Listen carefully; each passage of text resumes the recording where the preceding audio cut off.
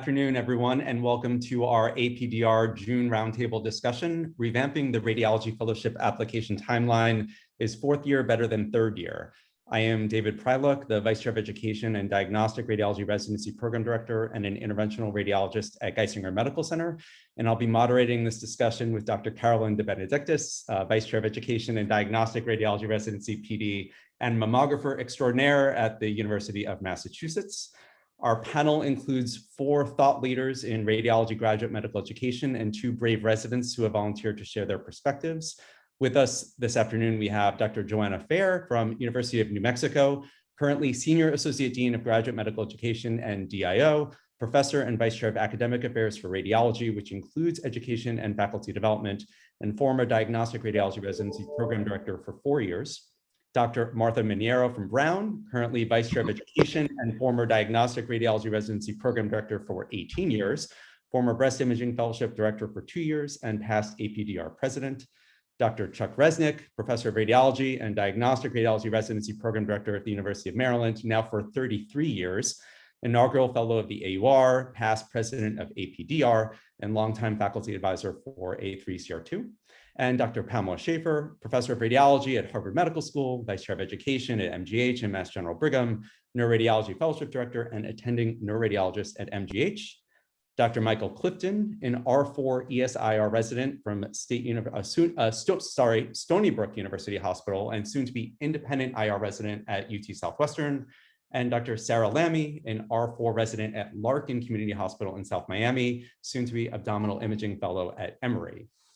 This roundtable is structured as a debate. Drs. Fair and Schaefer will present their views advocating to maintain the current timeline, followed by Drs. Resnik and Mainiero, who present their views advocating for change. Dr. Clifton will then present a resident view advocating to maintain the status quo, and Dr. Lamy will then present a resident view advocating for change.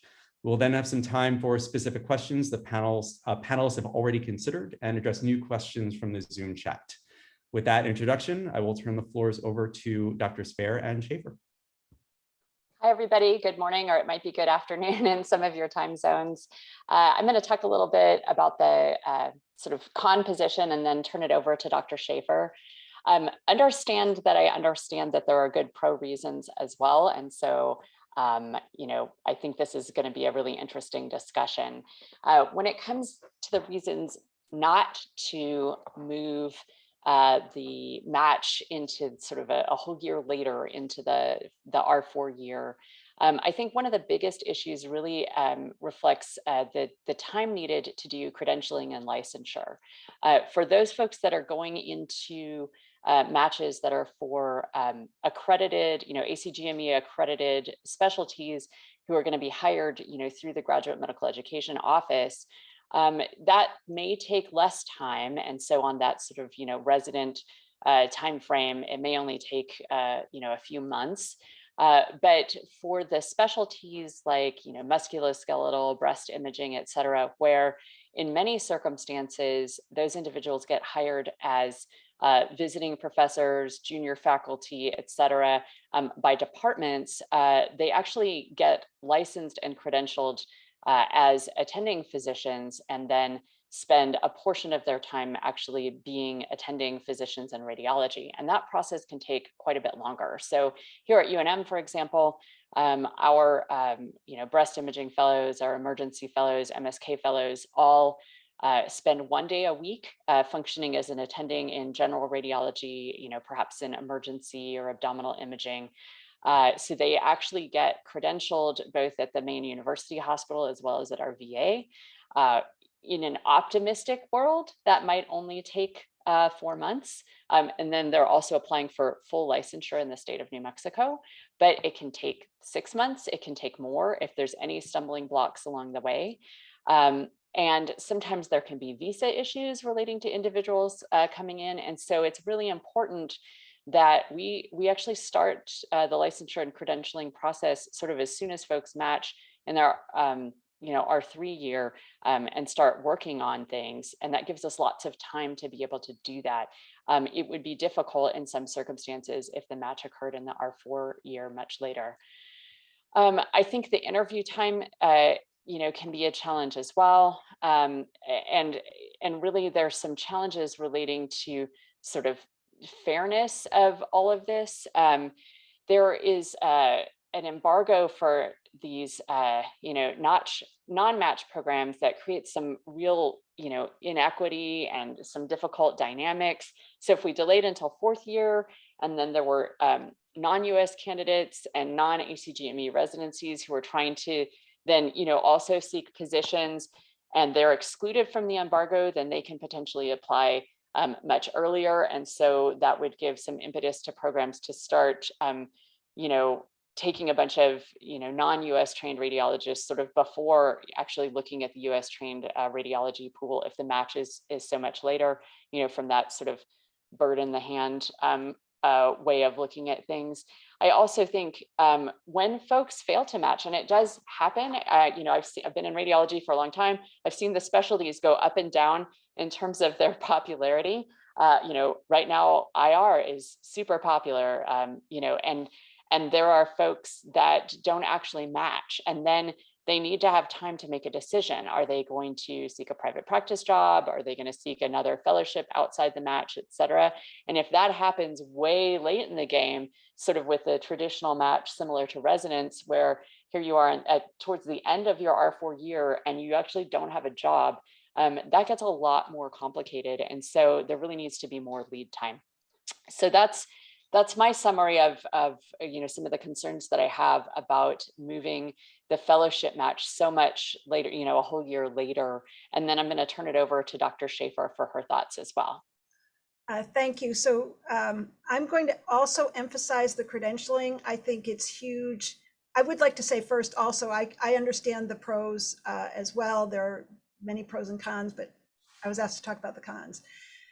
Credentialing, we start immediately after the fellows match. And even though we do that with the current process, we still have some coming in July 1st who have not gotten through all their credentialing. So that's, so it's a big issue. The argument can be that residents match in March. And so for July start, why can't the fellows do it? But the fellows need full licenses at many hospitals in Massachusetts. They have to have a full license. And many programs are affiliated with numerous hospitals, and the hospitals don't have centralized credentialing. So you have to get credentialing at every single hospital. And you've got to get credentialing at all the hospitals before you can get the DEA and state licenses. And in Massachusetts, for example, you also have to get DEA and state licenses. So that can just take a really long time. And then fellows who aren't from the United States, they almost always have visa issues. We require an H-1B, and that can take a long time. So for all those reasons, the credentialing doesn't even completely work now. I talked to some credentialing experts. They said the process needs to start at least by November 1st, or you're just not going to have these fellows credentialed. Also, the hospitals like to try to work on the fellows before they work on this whole slew of residents that comes in right in March. So, or, March and April. So that leads me to the interview time. So what's the best interview time? So if we had a match in November, when could we interview? Well, you can't really interview in March through June. The residents are taking the boards, applicants are taking the boards. Even this year, we had some applicants interview in March, and they were already anxious about the boards. So that would push the interviewing to over the summer. Well, we're all entering the summer months, and we can't even handle our clinical load. The caseload is really high in July and August. Departments are really short-staffed because everybody's taking vacations. The educators are trying to orient all their new residents and fellows. The new residents and fellows are slow. They can't handle all the cases. So the attendings are trying to reach all the cases. They have to pick up the slack. So it's a really hard time to interview. And then the other problem is the new fellows don't have any experience in the program. So if the applicants want to talk to fellows, the fellows are like, oh, I've been here at 5 days. So interviewing over the summer won't work well. So what about September? So if you're going to match in November, beginning of November, say November 1st, you'd have to interview like September and early October. So that's a really short time span, which does not work for big programs who have to interview up to 50 candidates. They've got to have multiple interview days. All of the interview days require that, 4 4 attendings are off the schedule. They have 1 less clinical day that week, so it puts a huge strain on the schedule. So that's a huge issue. And the other thing is the fellows by the for the match, ACGME match, the fellows sometimes need to have time to think about their rank lists or visit the cities they've never been to or discuss the pros and cons with their significant others. So let's talk about significant others and family. Fellow applicants are more likely than resident applicants to be married and have children. So let's talk about significant others. The applicant needs to have time to discuss the rank list with the significant others. Do they like the location? Do they feel safe? Is it affordable? Are the schools good? Is childcare good? Will it be socially isolating?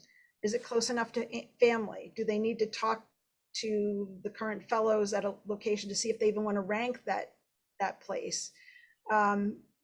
Once matched, the significant others may need to find jobs. A November match doesn't allow that much time. They have to apply for jobs, interview, negotiate, see if it's going to work. And then what about childcare? Many of the fellows coming in have young children. Finding a nanny can take a long time.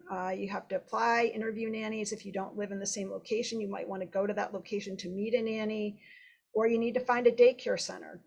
Daycare centers come in all different flavors. The costs are a consideration. Many daycare centers have long waiting lists. And then finding housing for one person is not that hard. Finding housing for a family can be harder. Again, is it if occasionally fellows have children in school, are the schools good? Is the housing location reasonable for both the fellows' work and the spouse's work needs? Can they find enough space? If the fellow has a special needs child, that whole process can take even longer. So the 3 big things I've discussed are credentialing, timing of interviews, accommodations for significant others and families, and Joanna also discussed credentialing and failing to match and lack of fairness. So those were the issues we wanted to get across, and I hope we were able to do that. Thank you very much. I will now turn the floors over to Drs. Mainiero and Resnik.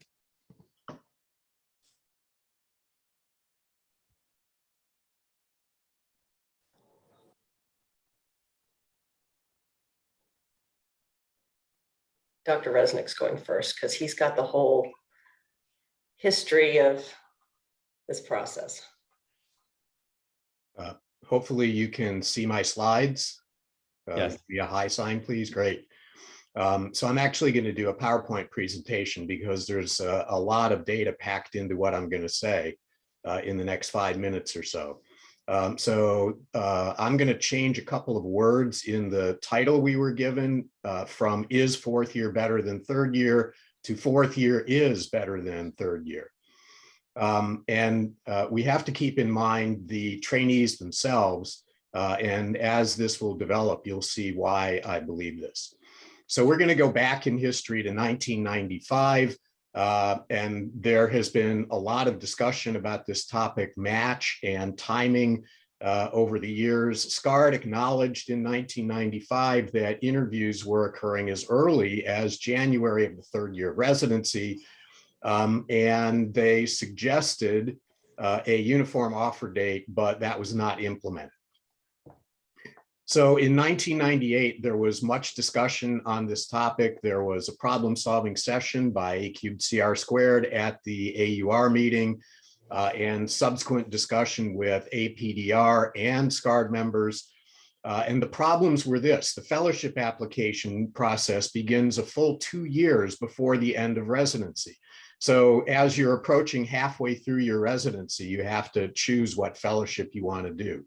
That is certainly not ideal. There, at that time, was no uniformity of timing of the application process, the interview process, and the offer and acceptance process. And a poll of A³CR² steering committee members found that 25% of them had backed out of a fellowship agreement. And for those of you who have been at this game for long enough, you will have had a fellow who backed out for one reason or another. So as a result of this discussion, there was a resolution stating that the entire application process should take place between January 1 and June 30 of the third year of residency that was passed by SCARD and endorsed by APDR. One of my favorite quotes at that time was, "The plan relies on the goodwill and commitment to the common good by the program directors for its success. It is therefore doomed to fail." So stay tuned, there's more on that coming. There was a newly formed National Inter-Society Fellowship Application Task Force, which is a long name for a large group of people on a task force that I chaired for multiple years that had representation of SCARD and APDR and A³CR² and multiple subspecialty societies.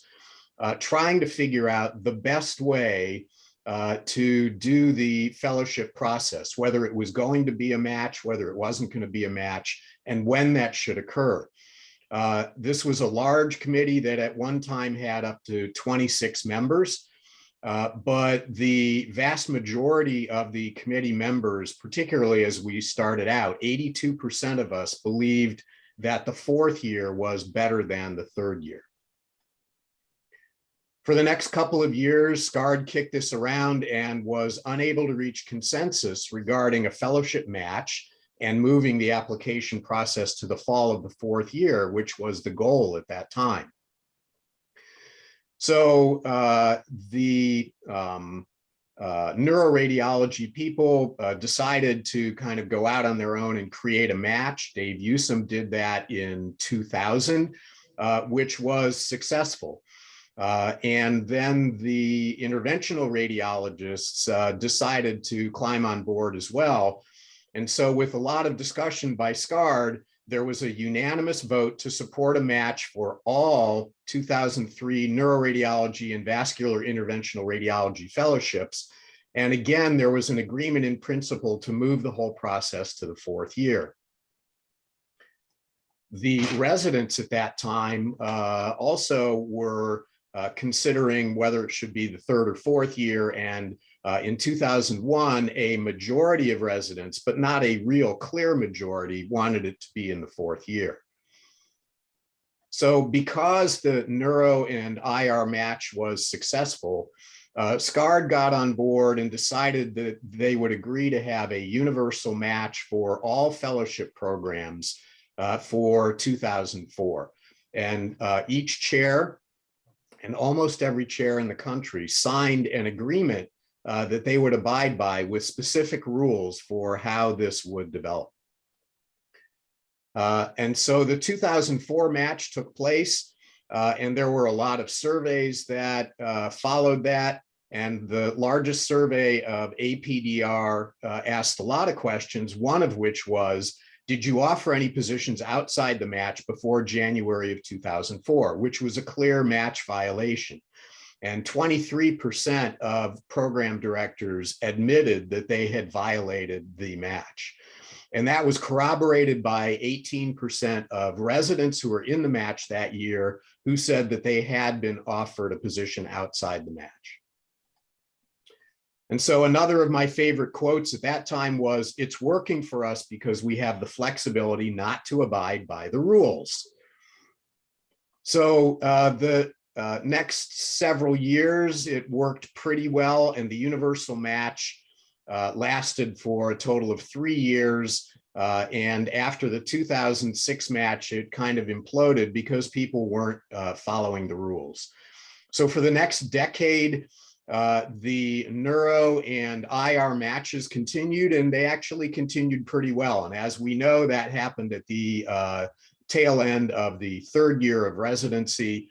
But for many years, people kept talking about, why do our second year residents have to decide what they are going to do? Some of them haven't even had a rotation through pediatric radiology or maybe breast imaging. And so Michael Recht, who's the chair of radiology at NYU, and this is a topic that's near and dear to his heart.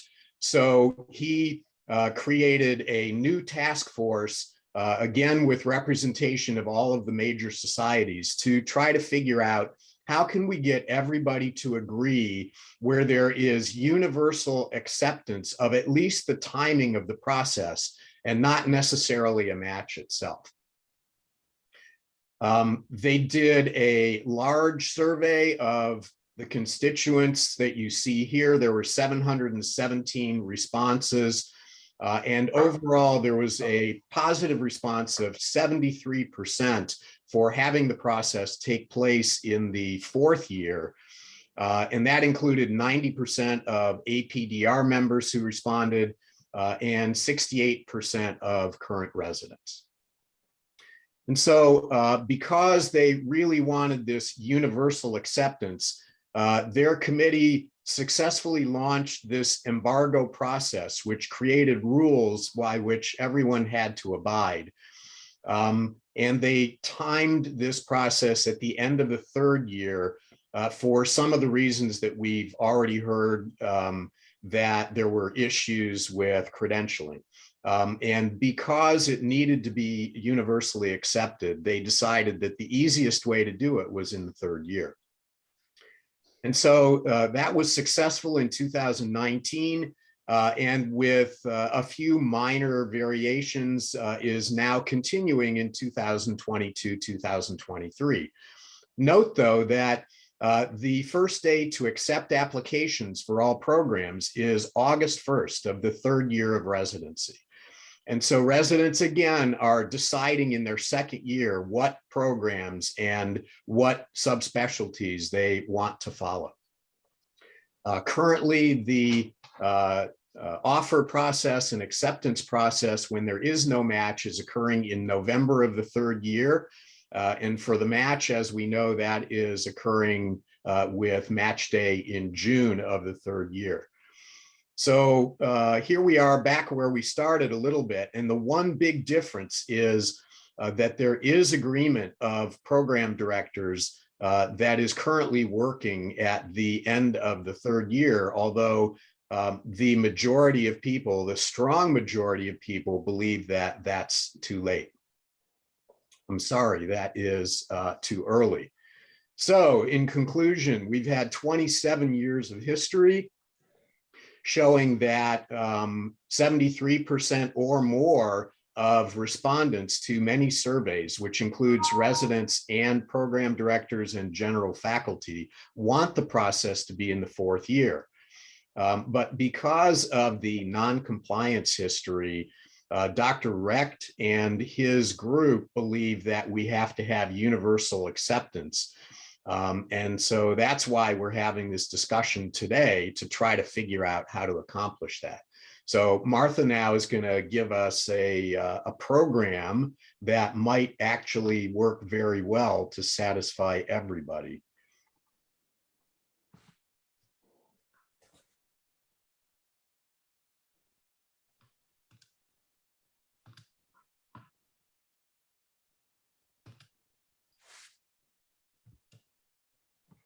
Okay, thanks. I assume everybody can see my slides. I'm very happy to try to advocate for a change. I think Dr. Resnik summed up really well why we need the change, about needing time for subspecialty choice. I want to say that I actually think it's better for families and for people to have less time between when they find out where they're going. Not too short a time, but I think 2 years is too long, because things happen between when people get married, they get divorced, they get sick, they change their minds about work-life balance, and all those work-life issues really make it difficult to commit to something too far in advance. But we've heard about the issues with timing, right? And in addition, to the whole credentialing issue, we don't want to overlap with residency interviewing either. And we don't want to interfere with the resident board study time. So it is a big ask. And I have to say, like everybody else, can get pretty cynical about whether we can pull off a change. And that's, one of the reasons why we're kind of stuck where we are. But, you know, every great idea has its moment in history when finally, after years of trying, it actually happens. So maybe it's different this time because we've all just are living through a pandemic. We have seen how much you can have a complete sea change when you need to. And we have learned how to do virtual interviews. I think virtual interviews are a game changer. They're much more efficient. You can get through a lot more people in a shorter amount of time. People are used to working from home. We interview from home. The applicants are at home. Everybody can be from home. That opens up time and creativity. There's a universal application for fellowship, which, you know, applying for fellowship is not that hard. The application is not that strenuous. It shouldn't take that much time. It's not like applying for residency. So my goal here today is to challenge us. Can we be more efficient with the interview process and get this done for the sake of our residents? So here's a proposal.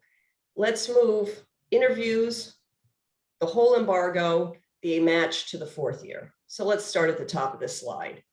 How about if we accept applications beginning July 1st of the 4th year? Okay, the next step is going to make everybody shudder, interview in August and September. But, you know, think about how much more efficient you can be with virtual interviews. And if you can't get it done in August, we can get it done in September or maybe early October. If we had our rank list due October 15th, we could have match day on November 15th. That's 7.5 months before the person has to start their job. That gives them 7.5 months to find housing, get the credentialing process done, and inform their family they need to find a job. You have 7.5 months. So is 7.5 months long enough? I think this is the big debate. You know, I can't research every hospital and how long it takes to credential in every hospital around the country, but I did do a little research about how long it takes to get a medical license. And it's no doubt, these are onerous processes, and it's made worse by the fact that the residents really are not prepared for this. Nobody's sort of explained to them before all this happens what it's like to try and get a medical license and get credentialed at hospitals. But according to the state licensing boards, this is how long it takes in some of our more active states. So the Massachusetts License Board says it takes 4 months on average. If you ask a professional credentialer who will help you go through this process, they say it takes 2 to 8 months. I love that Texas has it legislatively mandated that they have to get the application processed within 51 days. But let's remember that the majority of these people are residents who should be on the shortest side of these things because they should have the shortest employment history and hopefully the shortest malpractice history. So the vast majority of our fellows should be on the shorter end of this. So from the resident's perspective, what does this look like? Well, making a decision, we can now give you up to spring of the 3rd year. And asking for letters and filling out the application, we can give you up through spring of the 3rd year. And for those, again, who are shuddering at the idea of doing anything in the spring of your 3rd year, that's up to. If you really still want to do it in the fall of your 3rd year or in the spring of your 2nd year, you can be, you know, writing personal statements and thinking about this as early as you want. But it allows those people who need more time to have all the way up through the spring of the 3rd year. And the interviewing, again, we would have to negotiate the best time in the summer or fall. And my answer, if we're ever going to do this, to the licensing, credentialing, housing situation is let's make APDR webinars on how to get licensed and credentialed and how, you know, help these residents figure out how to do it as fast and efficiently as possible. Let's get people in our departments. And I'm sure, you know, hopefully this is already happening, but let's get administrators to help them and make sure that when you submit something, it's followed up on, because that's what happens. You submit it and you think it's done and they didn't actually get it. So I think, you know, if it doesn't happen this time around, maybe that's where we can start. Maybe we can start working on the hospital credentialing and licensing process and making this more efficient so that we can move forward. So that's my conclusion. Let's be more flexible. Let's get a system that allows for more flexible timing for the residents and application. I think it's time to harness the power of virtual interviews and I think we've learned as radiologists to become incredibly efficient in the rest of our lives. And I think we can learn to be more efficient in the interview process. And I think we could allow up to 7.5 months. If nobody wants to interview in August, we could make that, and only want to interview in September and October, we could make that 6.5 months. Thanks. Thank you. Dr. Clifton will now give his perspective as a resident advocating for the status quo. Hi, thanks for having me. So I just started technically my fellowship on Monday. I just finished all my credentialing processing, and it was the worst experience of my life to date. That's after being a resident. So I'm going to advocate for the current timeline, and it's sort of based on my personal experience. My wife is also a plastic surgery fellow in the same state as Texas as I am now. So her and I both have had experience with this recently, and sort of the match timeline. So to kind of give a little bit more background from the resident perspective, the reason that maintaining the third year match protocol sort of works better is for a number of reasons. A few have already been kind of touched on, but the main portion is the licensing factor. So for example, for the state of Texas, once I was matched, I have to apply for a full medical license. I have to take jurisprudence exams. I have to be at match fingerprinting. I have to have letters from every program I've ever attended, which becomes more complicated because you have a prelim year before your radiology residency. So 2 different departments now have to credential and sign off on you that you have to then submit to the Texas Medical Board. That's not to mention if you were a transfer resident, like my wife started at a completely separate specialty and then transferred in. So now she has 3 different letters to apply for. And all this takes time. And although the Texas license is mandated by the state to be issued in 51 days, the application process has no timeline on it. And they do not accept anything until it's completely and totally verified. So at that point, you may have invested 5 months gaining paperwork, getting GME to sign off on everything. And then once everything is completed, they then are only obligated at 51 days to give you a decision. That decision can also just be they need additional paperwork and additional forms, which there are plenty of. And then those then do not count against their timeline at the state. So that's a little nuanced opinion for Texas specifically. Moreover, I also think the current timeline works well because as a resident going into your third year, you're predominantly surrounded by board studying that predominantly takes up most of your time. But by that time, for most programs and most residents, you've had 2 full years of radiology, and the first month or 2 of your third year, you have a good idea of what you want to do, or at least you have an idea of what you definitely don't want to do. And for most of us who come in with a plan like I did to do interventional radiology, I knew from the start. Many of my co-residents were the same way. They knew exactly what they wanted to do from most of them by the end of their first year. And by the time you finish your R2 year, most programs you've done solo senior call, you've done overnights, you've done weekends, you've covered every service by yourself and as a junior. So you have a good working idea of what you're interested in, what you're not interested in. Also maintaining the current timeline where you apply for interventional radiology, you start in November. It gives the faculty the sort of summer and initial fall to orient the new residents. When new residents start, especially in radiology, there's a lot of orienting. It's unlike any specialty. Most of them come from medicine or surgery or the prelim year. They're unfamiliar with PACS, they're unfamiliar with how to do consults, they're unfamiliar with dictating, et cetera. So it takes a few months to get them on board. And then by then you're ready to sort of ask for letters and start your application process. So it sort of frees up the attendings as well in terms of being able to focus on your letters, give you advice on where you should apply, sort of that sort of timeline. Moreover, keeping the process in the third year from a residence perspective, your fourth year for a lot of programs, you sort of function like a mini fellow for a lot of services. You've already taken the board exam, fingers crossed you passed, and the attendings have a different expectation of you. You should function like a fellow or a junior faculty member, which allows a couple of things. A, autonomy. B, it also allows you to create your fourth year schedule to specifically designed about your educational experiences. Theoretically, if you pass the board eligibility ABR exam in the residency, you have the foundational knowledge to at least practice safely. And by then, going to your fourth year, you should be allowed the freedom to sort of customize your schedule. And if, let's say, you match into MSK, a neighboring sort of specialty being neuro. You want to do a little bit more neuro to sort of shore up foundational areas. And I particularly like that. I like the freedom to be able to dive into areas that are going to be more pertinent to my job. So for IR, for example, I was able to do vascular surgery for a month. I could do interventional neuro for a month. And then I could do the interventional radiology service as well. So I'm doing other specialties that are sort of boasting my foundational skills as an interventional radiologist. Not to say that I shouldn't do breast and nuclear medicine and body and all the other diagnostics, which already have ACGME sets for reading and weeks required, but it allows me in my fourth year to sort of hone in on the things that I feel as if they're going to help set me up to be the best fellow and hopefully the best attending moving forward.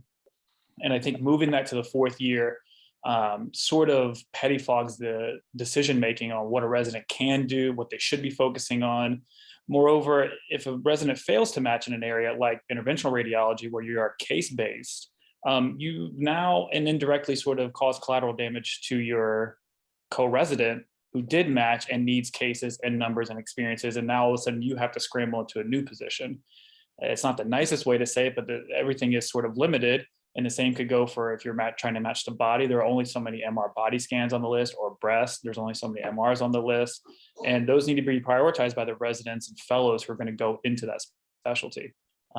Lastly, I think as a small aside, I think the quality of life is great. I think a lot of us, and we've all done this, have been letting medicine dictate our lives semester by semester at a time for 10 years.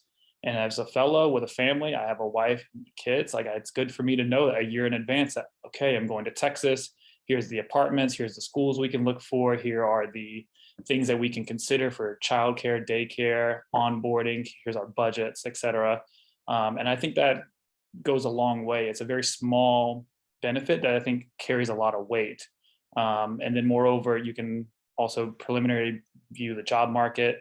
Obviously, fellows have an interest usually to stay around their area sometimes. So it allows you to view the job market and sort of hone up your family priorities. And hopefully, if you find something that you like, you can stay in the area and you have a year in advance to sort of to start to hit the ground running for those aspects. So that's my time.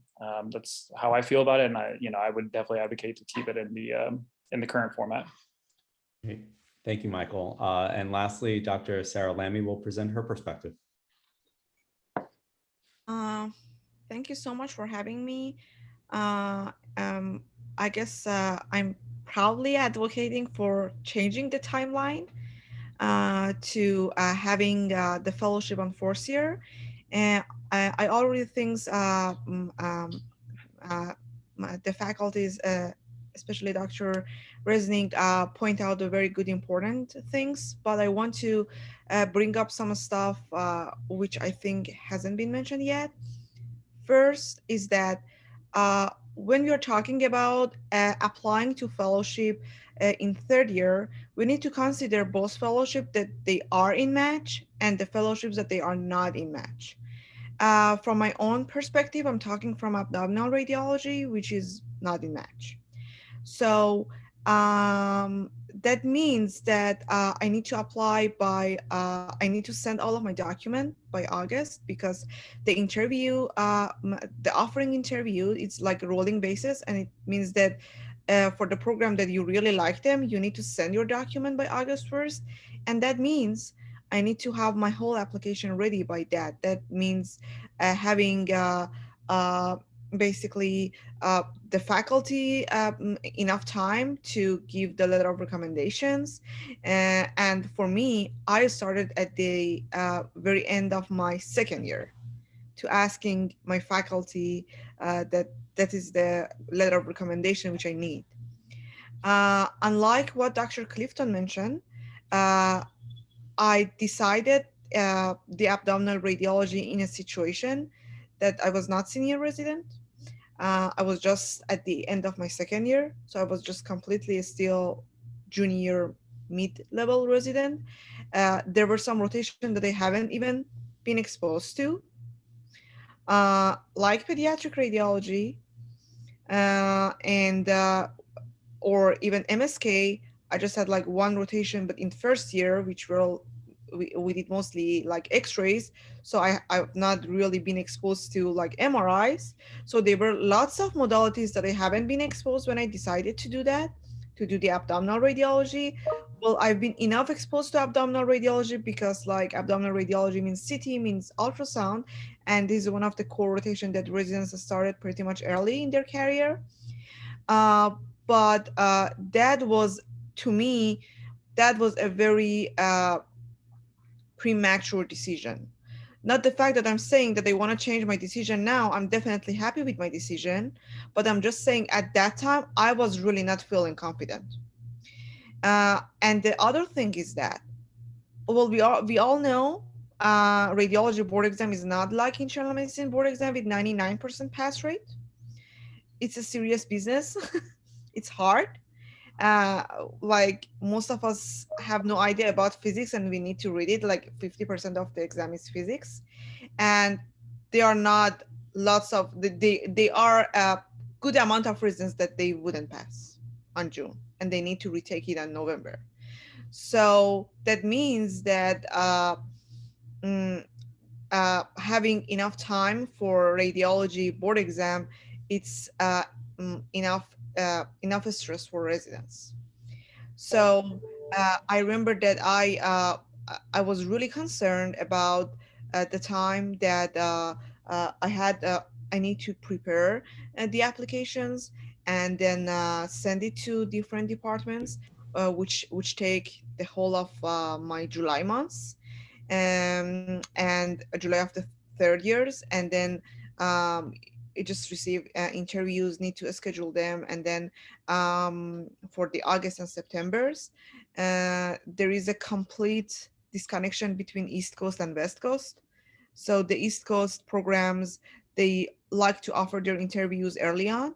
The West Coast program, they like to read the applications mostly, and then they offer the interview like in October.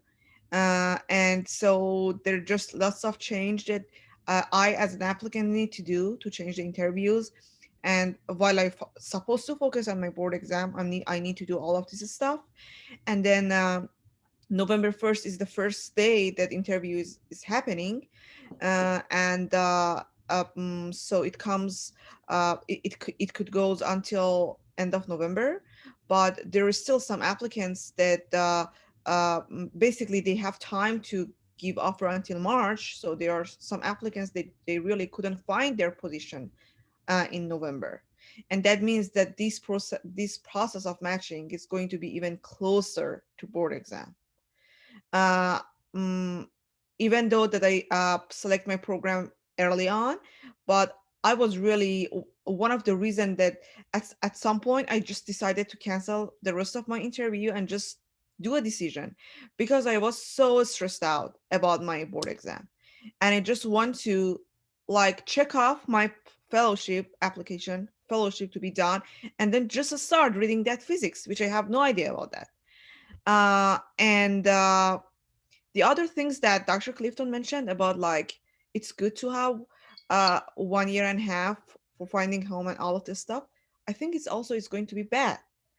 Look, all of the places that they have like empty spots suddenly 1 month before starting the fellowship. What's the reason of this empty spot? Just because 1 year and a half, it's a long time of giving commitment to a program.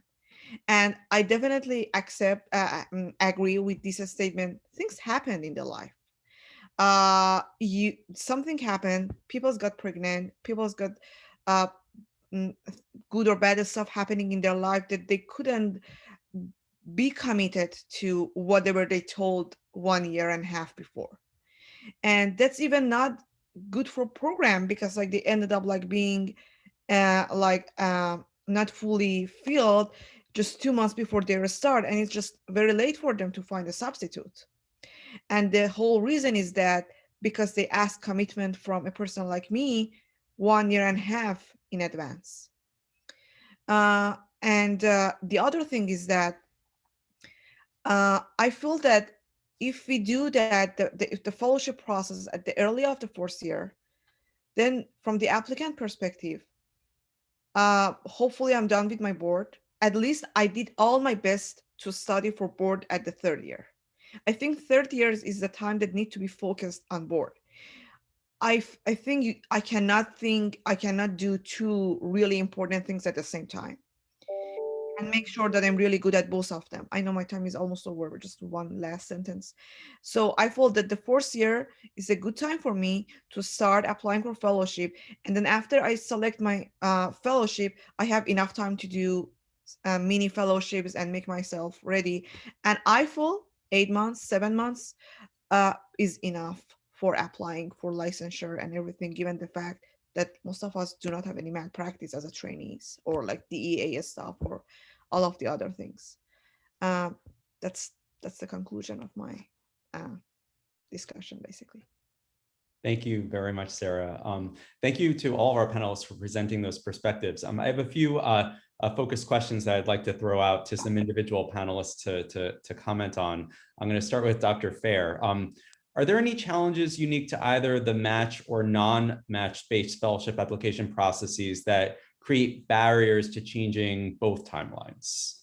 I actually kind of personally divide it more into the accredited versus non-accredited. If like, you know, in internal medicine, for example, their timeline is actually very similar to what Dr. Mainiero proposed. So they're interviewing over the summer and all of that, which has its own challenges, of course.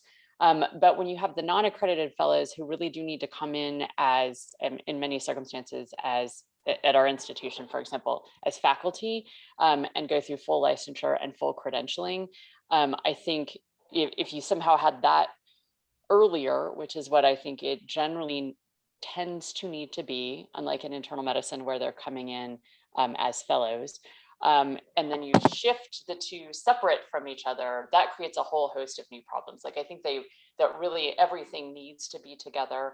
And for the specialties where folks are really going to have to come in as in some fraction of their time as attending physicians, the time frame needs to be longer. So that's the short version. I know we don't have a lot of time.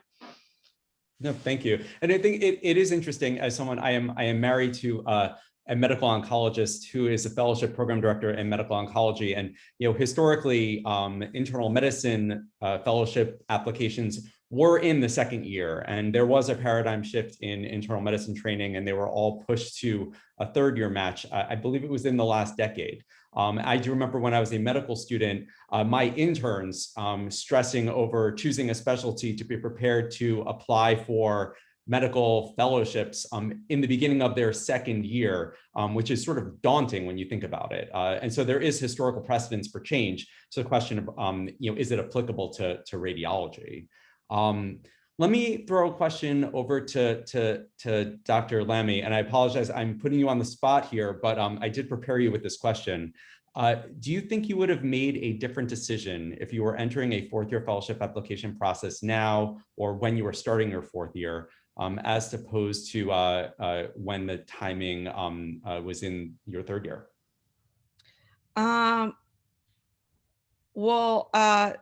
Honestly, given the fact that I haven't done some of the rotations, I think that could be a possibility.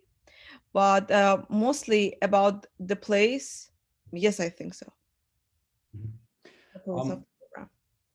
Thank you. Let me pose a question to the panel. Have any of you, I mean, I'm sure the answer might be yes, but those as fellowship program directors or historically fellowship program directors, what were some of the reasons that candidates who might have reneged on a fellowship commitment given, and how did that experience impact your fellowship at the time? I can take that one. I mean, it wasn't, we had actually one of our own residents recently who committed to one fellowship, one specialty in our program that is not in the match. And then after that fellowship was done interviewing and could no longer interview anybody, the applicant made a decision to go into a different subspecialty, which has a match. So the timeline worked out for that person because, you know, but for the program, they still haven't filled that position. So they have to fill that position completely off timing now. And that just happened this past year.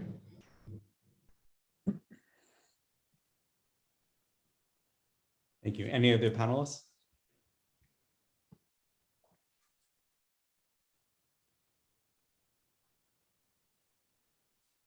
I can say that anecdotally, many of my own residents have trouble making a decision by the end of their second year. At University of Maryland, our residents are exposed to everything, including peds and mammo and everything else. But I know there are some programs in the country where that's not necessarily true. And it's kind of hard to exclude certain things because you haven't had any experience in them, or to gamble on something that you don't really know what it is if you have to make a commitment that early. Mm-hmm. Yeah, I had one of my graduating residents last year decided in May of his fourth year. So it was about 2 months, maybe 3 months in advance of a scheduled matriculation in a fellowship, that he had a different life idea.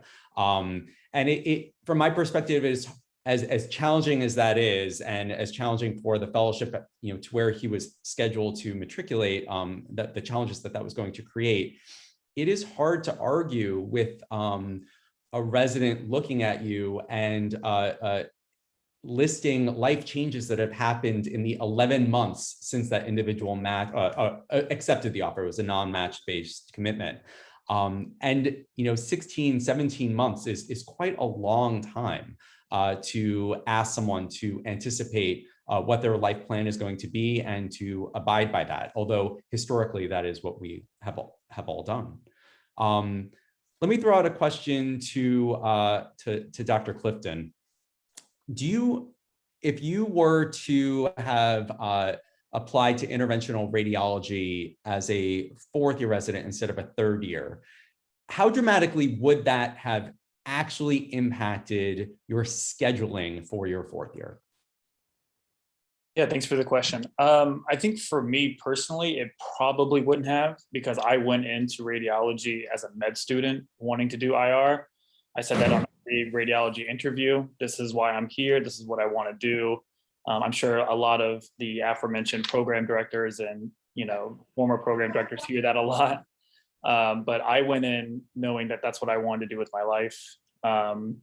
It's more of probably a logistical concern now, because the SIR has come out with training guidelines. And if you are not an integrated IR resident, you have to apply through the DR pathway. And if you have an ESIR certification at your program, you have to do 11 or 12 months of interventional radiology or associated training. And if I'm still interviewing deep into my fourth year, it makes it tough for a program director to grant somebody an ESIR track, and you may or may not have the qualified months by the time you are interviewing to even be preliminary set up for success in your fourth year. Not to mention the days you'll miss interviewing. Even interviewing virtually, you're still going to miss days.